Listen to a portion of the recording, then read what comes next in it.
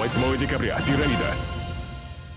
Мы все объединены тем, что мы любим Татарстан, но при этом у нас есть возможность посмотреть на него со стороны. Теперь за успехами республики Алина Идиатуллина следит из Каира, куда переехала после замужества.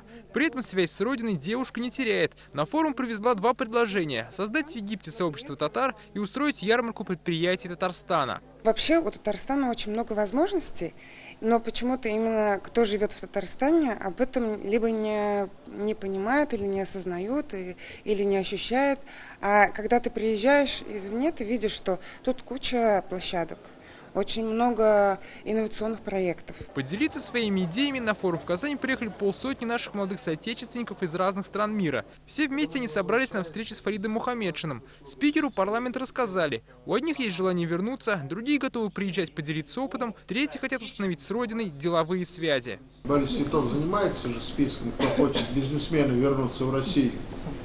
А у вас, если есть такой список желающих, телеграфируйте нам.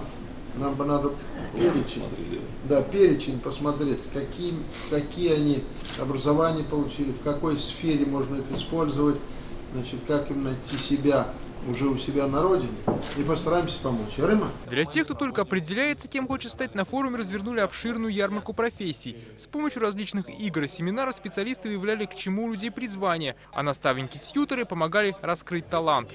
Были 3 сессии параллельных, отдельная сессия со школами, с университетами и с работодателями. Все пришли к выводу о том, что важно, помимо того, что есть наработки внутри системы, да, там университетов или школ или предприятий, делать стыковку, то есть именно сквозное такое сопровождение и делать опору на человека.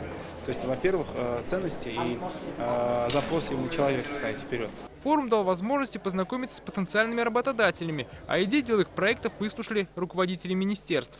Форум нам дал очень много сил, да, дал много мотивации.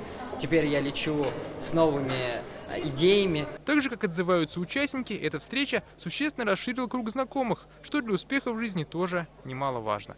Дмитрий Айрин, Андерсон Тальцев, ТНВ, Казань.